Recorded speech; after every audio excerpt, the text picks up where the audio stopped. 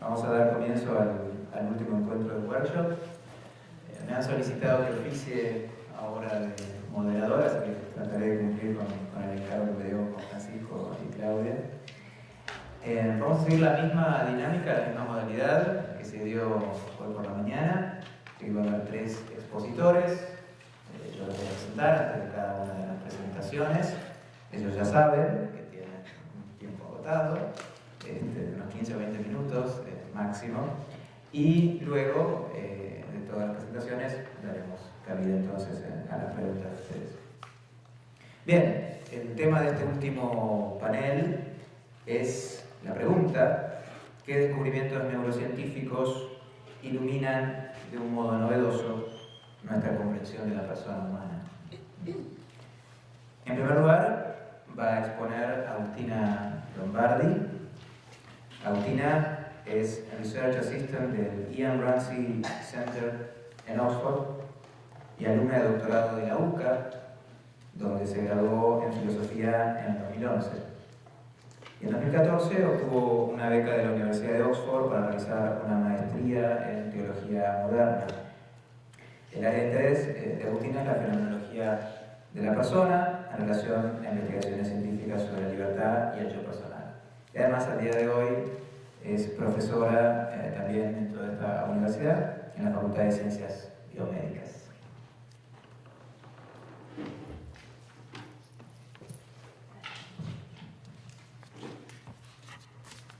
Bueno, buenas tardes a todos.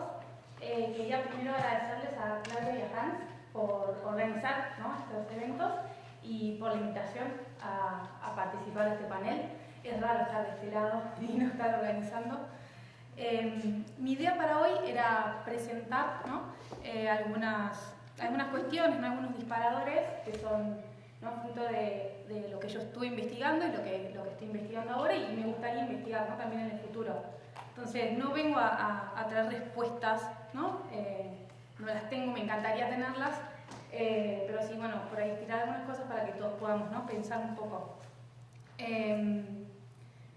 El esquema breve, ¿no?, que yo había pensado es, a gran escala, ¿no?, 2 grandes temas. Por un lado, ¿no?, brevemente cómo se relacionan, ¿no?, las neurociencias y la filosofía, desde la filosofía, ¿no?, qué postura, respuesta ha dado la filosofía a esto, y de qué modo, ¿no?, ilumina la neurociencia nuestra comprensión de la persona humana.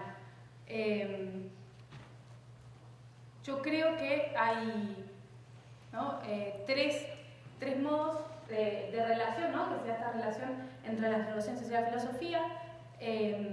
Por un lado, ¿no?, hay una cierta postura de independencia, ¿no? Son 2 áreas del saber completamente separadas, con objetos distintos, intereses distintos, que no deben interponerse, ¿no?, uno con el otro. Cada uno debe tener su propio proyecto, sus propios caminos, y no mezclarse, ¿no? Sería la postura de un Heidegger, por ejemplo. Por otro lado, ¿no?, encontramos una subordinación, ¿no?, una filosofía que debe subordinarse, ¿no?, a los hallazgos de las neurociencias, que sería, ¿no?, la postura, por ejemplo, de Daniel Dennett, o un poco más moderadamente de John Searle, ¿no?, para quienes la filosofía tiene que tener una base empírica bien fuerte y se terminaría siendo, ¿no?, como una prolongación de la filosofía desde las ciencias naturales. Y finalmente, ¿no?, una postura de diálogo entre las neurociencias y la filosofía, que si bien reconocen la distinción de método, ¿no?, método y objeto desde la filosofía neoclásica, o, ¿no?, como veníamos hablando de la distinción que hace Gilkay, ¿no?, en el siglo XIX de ciencias del espíritu y ciencias naturales. Entonces, si bien reconocen las diferencias, ¿no?, proponen, ¿no?, hacer un diálogo. Entonces, las 2 disciplinas ambas pueden aprender una de la otra. A mí me interesa mucho, ¿no?, esto del diálogo. Me parece que puede darse, no es que hay una postura que se identifica con una determinada escuela filosófica, ¿no?, sino que nos encontramos en las distintas tradiciones.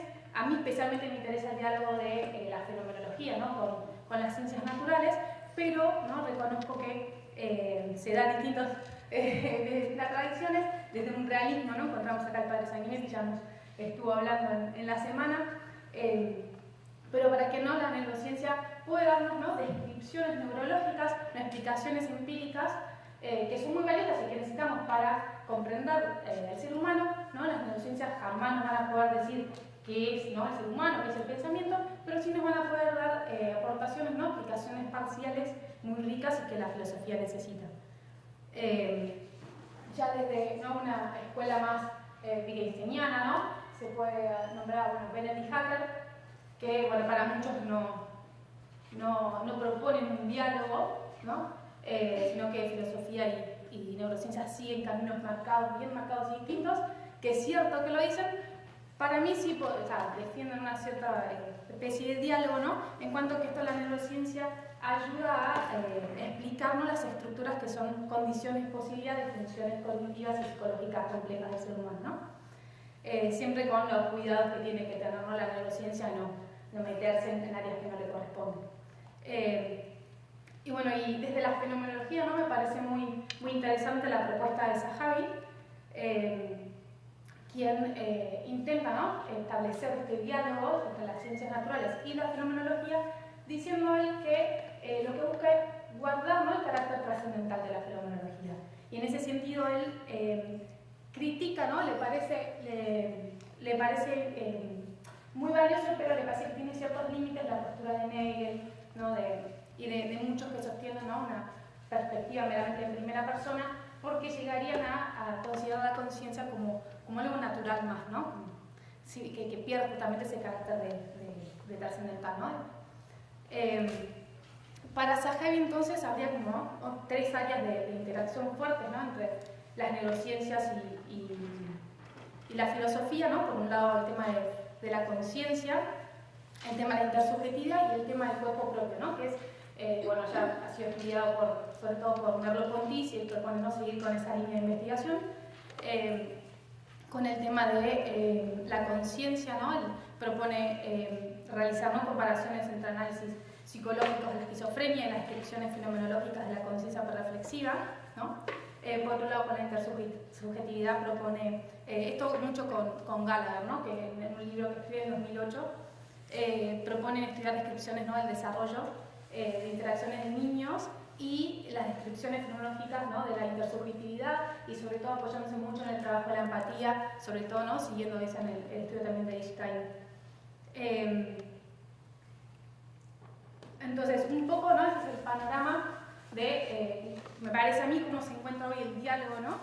Entre filosofía y ciencias naturales. A mí me interesa mucho, ¿no? Esto de la línea que propone Zahavi, que me gustaría, bueno, es lo que estoy proponiendo como mi proyecto de doctoral, que estoy recién empezando en la Universidad Católica. Y ahora sí, yendo más, ¿no? a la pregunta, ¿no? De qué modo iluminan las neurociencias. Me parece que las neurociencias iluminan a la filosofía de dos grandes modos, ¿no? Uno es, bueno, el que ya sabemos, ¿no? De hecho, ¿no? La neurociencia es biología, entonces nos aporta, ¿no? Conocimiento sobre la composición y funcionamiento, ¿no? De las capacidades psíquicas del ser humano, ¿no? La memoria, la conciencia y, bueno, niveles más bajos también, ¿no? Que la filosofía no puede dejar de lado, ¿no? Si nosotros queremos saber lo que es el hombre, bueno, no podemos negar esa base, ¿no? Física, biológica que somos.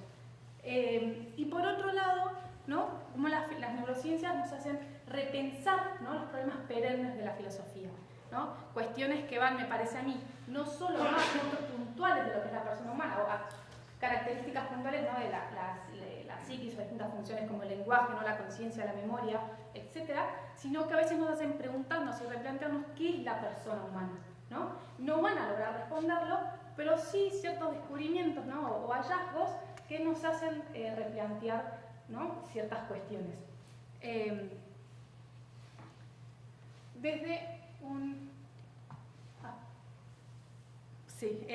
siguiendo, ¿no? Esto del comprender, ¿no? la naturaleza humana como un todo, yo me quería ir un poco a las neurociencias específicamente para dar un saltito breve a la etología, ¿no? El estudio de los animales, de comportamiento, ¿no? Cómo estos hallazgos o personas que desde lo vivencial ¿no? o que experimentan con estos animales superiores nos hace replantear esto, ¿no? Por ejemplo, bueno, el caso muy conocido de Jane Goodall, ¿no? Que describe, ¿no? Primero a un chimpancé utilizando herramientas, ¿no? Cuando en la época en la que ella lo descubre se definía al ser humano como el único ser capaz de utilizar herramientas, ¿no? Entonces se la suele llamar como la mujer que hace que se redefina la especie humana, ¿no? Entonces, cuando ella va con este hallazgo a su mentor y le dice, bueno, pero entonces o tenemos que definir qué es herramienta, o tenemos que definir qué es el hombre, o tenemos que incluir a los chimpancés a la especie humana, ¿no? Le dice, entonces un poco esto de, podemos estar de acuerdo o no, pero nos estimula, ¿no? Nos hace pensar, nos hace plantearnos las cosas de cuestiones nuevas las que no nos habíamos acercado. Bueno, Susan Savage también estudia a los bonobos y descubre que pueden, con estimulación, pueden aprender a preguntar y hacer preguntas y responder, o en Franz de Waal con la moralidad animal. Entonces, más allá de que estemos de acuerdo o no, si pensamos que están antropomorfizando, ¿no?, características especialmente o propiamente humanas, no podemos negar, ¿no?, que nos hacen cuestionarnos, ¿no?, nuestra naturaleza humana, y que la filosofía tenga que redefinir o bueno, pensar un poco mejor, ¿no? Y por otro lado, ¿no?, ya yendo a aspectos más puntuales, ¿no?, de lo que es la naturaleza humana, brevemente, ¿no?, quería nombrar estos que está haciendo Barry Smith. No es algo que lo que yo me metí mucho, lo escuchamos hablar con algunos que están acá el año pasado en una conferencia, en un workshop, y me interesó mucho, ¿no? Él plantea que hay que repensar esto de los 5 sentidos aristotélicos, ¿no? Como que hay que dejarlo atrás porque hay un montón de hallazgos, ¿no?, científicos que nos están diciendo que no tenemos solamente 5 sentidos, ¿no? Que la neurociencia estaría diciendo que tenemos 22, 23 sentidos que actúan juntos, ¿no? Y también repensar esto de que tenemos un sentido, ¿no?, que tiene un fin específico, cuando también sabemos que hoy en día todo está integrado, ¿no? Los sentidos actúan integradamente y no se puede dar uno con el otro. No es que tenemos el olfato y que actúa, ¿no?, por un lado separado del gusto, ¿no? Todos actúan en conjunto. Eso me pareció una cosa muy rica que me gustaría investigar en algún momento. Pero me parece que, ¿no?, de esta forma, ¿no?, la neurociencia con distintos hallazgos nos hace repensar o nos hace querer replantear, ¿no?, teorías filosóficas o no pensamientos que vienen de, bueno, siglos, ¿no?, esto de los 5 sentidos que viene de Aristóteles. Y bueno, por último, ¿no?, el tema de Benjamin Libet, que no podía dejar de nombrarlo porque lo vengo estudiando con Juan Francisco ya hace varios años, ¿no?, que me imagino que ya todos, bueno, saben quién es Benjamin Libet y bueno, qué es lo que hace, qué es lo que propuso. Así que sin detenerme mucho en el experimento en sí, básicamente, ¿no?, Libet propone, ¿no?, que existen, ¿no?, procesos eléctricos en el cerebro, ¿no?, que anteceden a toda toma, ¿no?, de decisión, consciente y voluntaria. Entonces, a raíz de esto, lo que Libet propone es, bueno, ¿no?, ¿qué pasa con la libertad? Él es bastante escéptico, ¿no? No es que dice, bueno, no, hay que negar la libertad, pero él se da cuenta de lo que descubre, ¿no?, podría llevarnos por ese camino. Libet es, filosóficamente, ¿no?, es dualista, él no quiere negar una realidad superior, ¿no?, y se da cuenta de lo que él está proponiendo. Entonces, para salvaguardar, ¿no?, la libertad, él propone este veto, ¿no? O sea, la libertad sería esta capacidad que tenemos de vetar. Y que él dice, ¿no?, se condice con los hallazgos que tiene y que él encuentra, porque, no sé, Ángela me dirá mejor, pero la cortosa primera motora, ¿no?, parece que tiene hasta 50 milisegundos antes de que se activen, ¿no?, las células en la médula espinal y se pueda vetar el movimiento. Entonces, en esos 150 milisegundos que le quedan a él, dice, puede actuar, ¿no?, el veto, y de esa forma, ¿no?, seríamos libres. Libet dice darnos una definición funcional de acto libre, ¿no? Dice, son actos endógenos que brotan del sujeto, espontáneamente, caprichosamente. Entonces, bueno, todo esto claramente, ¿no?, dispara, ¿no?, hace repensar a la filosofía, ¿no? Como nos hiere el orgullo, ¿no? Como un neurocientífico puede venir a decirnos qué es la libertad o que no tenemos libertad. Pero me parece a mí, ¿no?, que si bien estos experimentos, el experimento de Libet, van a tener un montón de replicación y se van a seguir líneas distintas, ¿no?, pero todo este tipo de experimentos aportan a la filosofía y aportan a nuestra comprensión del hombre. ¿Van a poder responder qué es la libertad?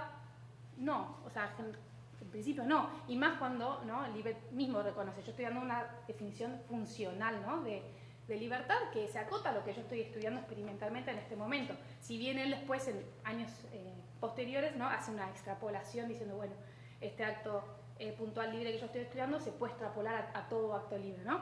Entonces ahí es donde entra la filosofía y me parece que o sea, hay mucho que aprender.